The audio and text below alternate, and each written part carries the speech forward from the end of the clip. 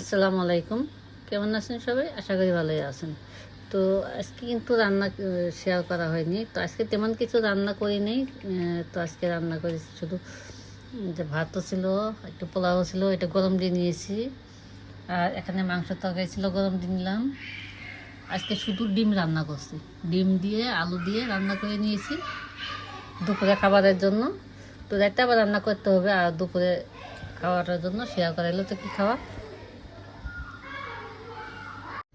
আসসালামু আলাইকুম। কেমন আছেন সবাই? আশা করি ভালোই আছেন। তো রান্নায় চলে আসলাম। তো আজকে কি রান্না করব তা আপনার সাথে শেয়ার করছি। কদিন থেকে রান্নাটা তেমন ভিডিও দেওয়া হয় না, তো আজকে রান্নার জন্য চলে আসলাম। তো এই যে এখানে আমি টাকি মাছ নিয়ে নিয়েছি, আর শিং মাছ রান্না করব। তো আজকে টাকি মাছটা আমি মাছের ডাউল দিয়ে রান্না করবো। আর এখানে আমি মাছের ডাউলটা এই যে দেশ থেকে আনিয়েছিলাম, তো এটা গুঁড়া করে নিয়েছি, তো পানি দিয়ে ভিজাই নিলাম। আর এখানে এই যে রেডি করে নিয়েছি কাঁচামরিচ, পেঁয়াজ, রসুন, দারচিনি, এলাচ। আর এখানে নিয়েছি একটু লাল মরিচের গুঁড়ো, হলুদের গুঁড়ো, ধনিয়া আর জিরা একসাথে গুঁড়া করা আমার মশলাটা। আর এখানে স্বাদ মতো লবণ। আর এখানে আমি সব মশলা ব্লেন্ড করে নিয়েছি। মাংসতে যে মশলাগুলো দিই, তো এই মশলাগুলো আমি এখানে ব্লেন্ড করে নিয়েছি জিরে সহ। তো এখানে মাছটা নিয়েছি। তো চুলায় তেলটা দিয়ে দিয়েছি গরম।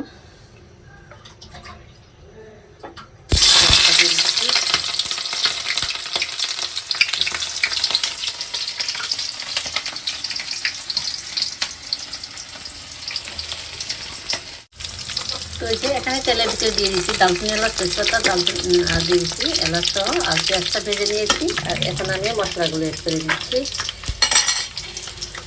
ওই সবগুলো মশলা এড করে দিচ্ছি। আর এখানে পরিমাণ মতো এই যে বাটা মশলাটা দিয়ে দিব। এখানে আদা, রসুন, পেঁয়াজ, সব গরম মশলা সহ এটাও আমি ব্লেন্ড করে নিয়েছি।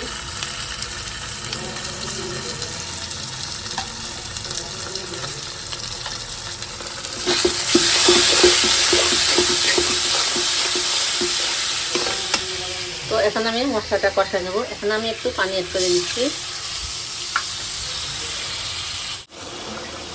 তো মাছটা কষানো হয়ে গেছে। তো মশলা মাছ দুটো কষায় নিয়ে নিয়েছি। আর এখন আমি এখানে ডাউলটা দিয়ে দেব। তো একটা কাঁচামরিচ দিয়ে দিলাম।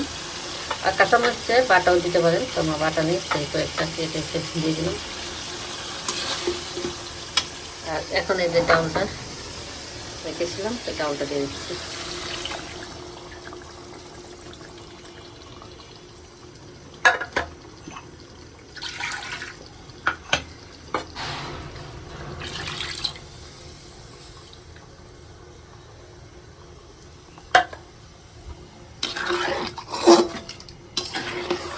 তো এই যে ডাউলটা দিয়ে দিলাম। আর এখানে আমি আরেকটু পানি এড করে দেবো, দিয়ে এখানে এটা জাল করে নেব।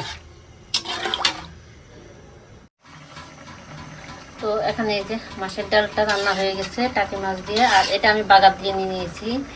আর এটা কিন্তু টাকি মাছ দিয়ে, শোল মাছ দিয়ে রান্না করা যায়। আমি আজকে টাকি মাছ ছিল ফ্রিজে, তো টাকি মাছ দিয়ে রান্না করে নিয়েছি। আর এখানে এই যে শিং মাছটা বসাই দিয়ে দিয়েছি। শিং মাছটা আমি আলু দিয়ে কাঁচা পেঁয়াজ মরিচ দিয়ে মাখায় বসাই দিয়ে দিয়েছি। তো শিং মাছ রান্না করবো। আর এদিকে আমি ভাতটা রান্না করে নিয়েছি। ভাত হয়ে গেছে, ভাত, ডাল আজকে, আর শিং মাছ দুপুরের জন্য। দুপুরে খাওয়া কিন্তু এমনি দেরি হয়ে গেছে। আর এখন দেন আসলে আদান দিচ্ছে, গ্যাস থাকে না, গ্যাসের জন্য রান্না দেরি হয়, দেরি হয়ে যায়। তো এখন গ্যাস আসলে জন্য রান্না বসাইছি। আসলে আদান দিয়ে দিচ্ছে, খাইতে খাইতে তো সন্ধ্যা হয়ে যায় প্রতিদিন।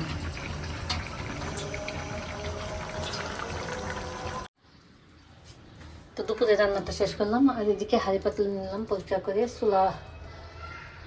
চুলার পাটটা পরিষ্কার করে নিলাম। আর এদিকে রান্নাটা শেষ হয়েছে, শিং মাছটাও হয়ে গেছে।